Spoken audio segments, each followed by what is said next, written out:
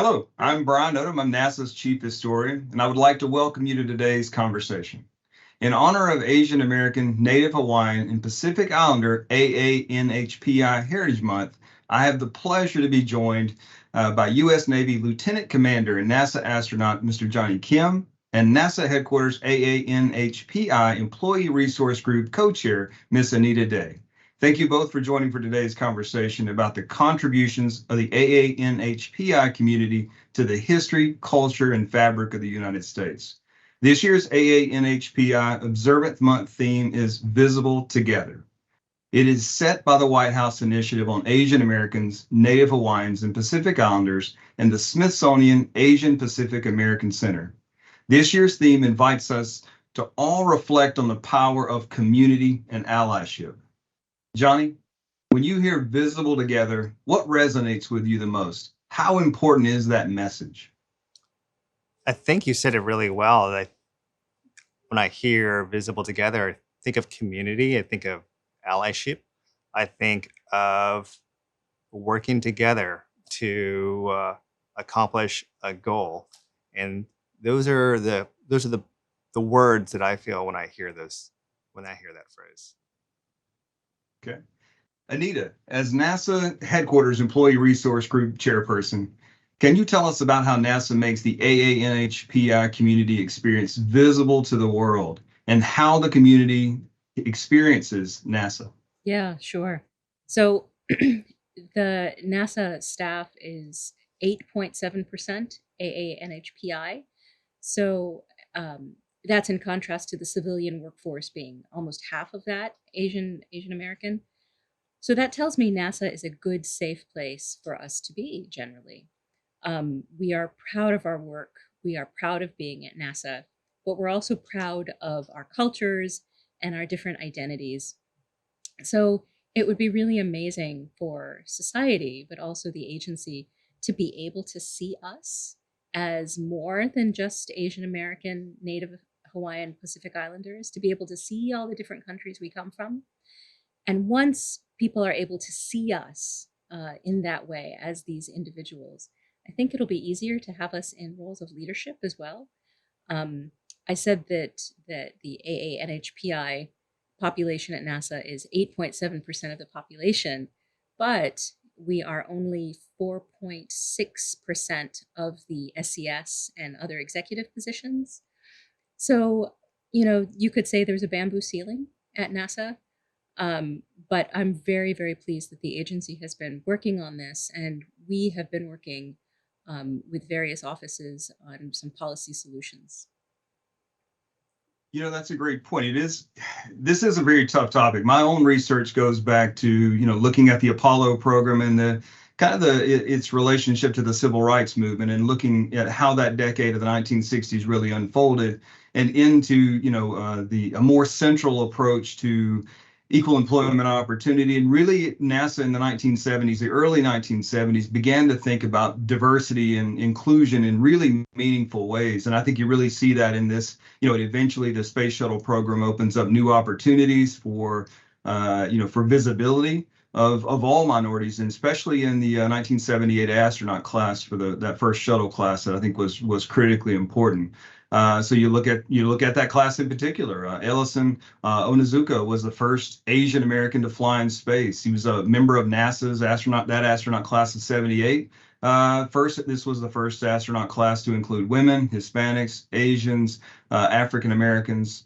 So really, I guess, Jonny, who were some of the astronauts during this period and maybe later that you really looked up to? And were there any AANHPI astronauts that influenced your path to becoming an astronaut? I would say when I think about my childhood, having heroes is important. We all know this. Having role models and people to look up to, having dreams as a child is really, really important. And growing up, I had a poster of the Apollo 11 crew, Mike Collins, Buzz Aldrin, and Neil Armstrong, that classic photo with the moon as their backdrop. I had that over my bed. And I thought it was an amazing thing. But if you had asked me, and people often do ask me, have you thought about being an astronaut? Have you always wanted to be an astronaut? The answer is No. I didn't think about being an astronaut until 6 months before I applied. And being an astronaut is oftentimes a childhood dream for so many people. And when I think about that, well, I had that Apollo 11 poster above my bed. And I thought being an astronaut was one of the coolest things you could ever do, to be a hero and positively impact the world. But I never once saw myself doing that. And it's just as simply because I never could relate to that. I never saw any Asian Navy SEALs. I didn't know of any Asian American astronauts. And so that's just not something that I grew up thinking I could do. And it's important to have those role models, to have those heroes that we can relate to. So to answer your question, I admired all sorts of astronauts. But was there a particular Asian American astronaut that I knew about or aspired to be like? The answer is no. I wish I did. And that's what I am very proud to be part of NASA's workforce today, that represents a much more modern America with a diversity of backgrounds from all walks of life, all races, creeds, and colors. And we're all working towards the same mission of exploring space for the betterment of humanity. Good answer. Good answer. So kind of continuing that a little further. So we know that minority groups can face all sorts of stereotypes. This term, model minority myth, is a persistent stereotype that really paints Asian Americans as inherently more successful than the general population, or in contrast to other minority groups. So Jonny, how did the myth help or hinder you? How did it help define the person you are today? This could be a really long and layered response. I'll try and do my best to articulate my thoughts around it. It's a particularly really sensitive question and topic, and I don't know if I'm particularly qualified to answer that or even articulate that. So no one should ever be put in a box. No one should ever be have labels attached to them. And I've certainly felt growing up like I lived in a box. I had a square that I had to color inside, and I had to stay within that. And people will always have expectations based on the way you look, where you're from, your gender, your race, your creed. Glass ceilings are everywhere. And it's up to the pioneers to break through those glass ceilings. And that's what we do. And we do that well at NASA. The glass ceilings exist everywhere. And the model minority myth is just another version of that glass ceiling. You simplify someone's experience base, their capabilities, who they are as a person, their identity inside a very small box. And if you go outside of the box, you're not part of that identity, or you're doing something abnormal. I've never been one to follow that kind of thinking. And when I wanted to join the Navy to become a Navy SEAL and enlist at the age of 18, I strayed far from that path, from what certainly the Korean American community and a lot of people who knew me felt that I should stick on. It's like, no, you should maybe go to school to be a doctor or an engineer. It's like, no, I want to serve my country in a way that I feel I'm called to do, and that's to be a warrior at that phase of my life.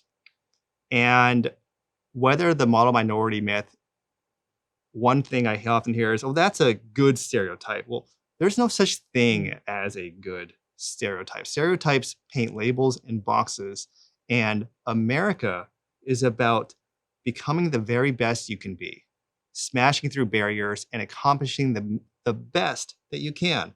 And when we do that, Americans accomplish great things.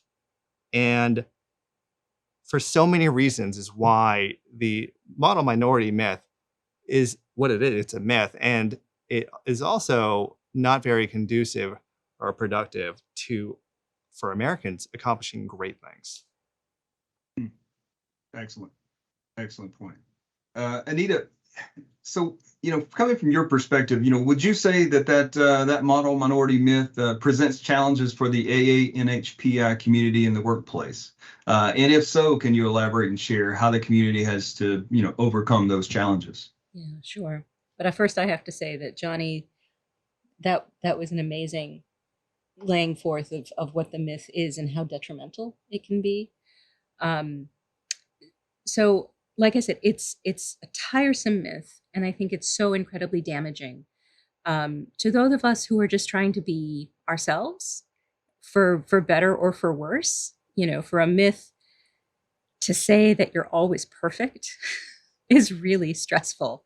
In the workforce, though, at the workplace, it's damaging because people can use it to sweep away the idea that there is discrimination against a certain group, in this case, us. You guys are fine. You've got it covered. No, I have heard stories of people who should have been promoted and they weren't. People whose reviews should have been higher than they were. Overcoming the myth is very difficult. It is persistent. And what's interesting is a lot of people haven't heard of it. Even people working in this space talking about diversity. So that's why I'm incredibly grateful that you were willing to talk about it today, and we can just raise awareness of what this is. I will say, when I'm feeling stronger, I do try to think of it as a advantage almost, because I think it gives me privilege. It gives me the ability to say things that maybe other minority groups may not feel comfortable saying. If I'm seen as one of the good ones, maybe I can speak some truth where other people feel like they can't. So. That reminds me of something we talked about: allyship. Yes. Being a good Yes. friend, being a good buddy, a teammate, a comrade, whatever you want to call it. Advocation will always be stronger and more meaningful when it's coming from someone that's not you. Yes. It's not benefiting from such advocacy. Yeah. So I completely understand what you're saying when you say that. And the other employee resource groups at headquarters and across the agency have been wonderful. And we all try to lift each other up in this process. So I'm happy to use some of my voice in that. I think those, you both excellent points on that. And I think it's something that, from someone who seeks to be an ally, really something that you would take as, oh, well, that is, like you said, Anita, that's a positive, right? That this can't be a negative issue. So to hear people talk about this openly and just have that conversation and really inform people of perspectives they may not have thought, that somehow that this positive stereotype can be a negative, just like what you said, Jonny, that all stereotypes are problematic in lots of different ways. So consciousness, having a conscious, of this issue, I think is important. So thank you both for that. So again, Jonny, you've got this other thing too, right? So U.S. Navy SEAL, astronaut, but we can't overlook this background that you have as a medical doctor, right? And the thing that we've all experienced together collectively over the last years is that, the pandemic has laid bare these inequalities in healthcare, in this country and definitely around the world. In addition, there's the other piece that is the growing awareness of intersection between climate action, racial equity, racial injustice that is around the world and definitely in this country and has a long history in this country. So what is your take on the impact of these public health issues and the stress of racism on the AANHPI community as well as minorities in general? So I think I could answer that question, but I think again it'd do a disservice to not recognize and just communicate. There are communities everywhere of all sorts of sizes and creeds and races that suffer from inequity. It's a pandemic, right? And there's not a single group that's more important than the other. And what's the impact? I mean, you can have a pretty long discussion about what the impact. You could just talk sheerly from the numbers. When I was serving as a physician in healthcare, the statistics just didn't lie. And for example, African American population had a statistically significantly increased risk of suffering from cardiovascular disease and not having the proper primary care physician follow-up. And you can see examples of the results of those inequities that exist everywhere. So the impacts are real. They have long and lasting negative impacts, but we're doing the right thing. That's where we're having a discussion about it. We recognize it. And those are always going to be the beginning steps to addressing that. Definitely, I couldn't agree more there. After hearing this conversation from you both, and you're hearing your personal, really heartfelt experiences, I'm sure people in our audience will want to help, advance equity for everyone, not just as we say, one group, but really thinking of it as a community, as a nation, and trying to be better. So Anita, any advice on ways that the audience can support AANHPI community and combat the invisibility caused by the generalization of such a diverse community into one really homogenous, generic stereotype? Yeah, of course. Thank you. So I would advise people to try to see us for who we are and not who they think we are. I think the first piece of that is what Jonny was talking about earlier, education, talk to us, learn about us as individuals, but also now that there's the internet, there's nothing you can't know, nothing. So do some research, read about all the different countries we come from, and then ask us questions to fill in the gaps. I would also encourage some introspection. Think about how you interact with people from our community. Are your thoughts colored by a stereotype, whether it's the model minority myth or something else? If there is a stereotype in your head, it's okay. We all have stereotypes about all sorts of things. Don't feel bad, but don't let it sit there either. Think about why it's there, what it does, and then fill in that gap. Because a stereotype is always filling in a gap of knowledge. Fill it in with the education, knowing somebody or doing some reading. And finally, I would say speak up. When you see discrimination, say something.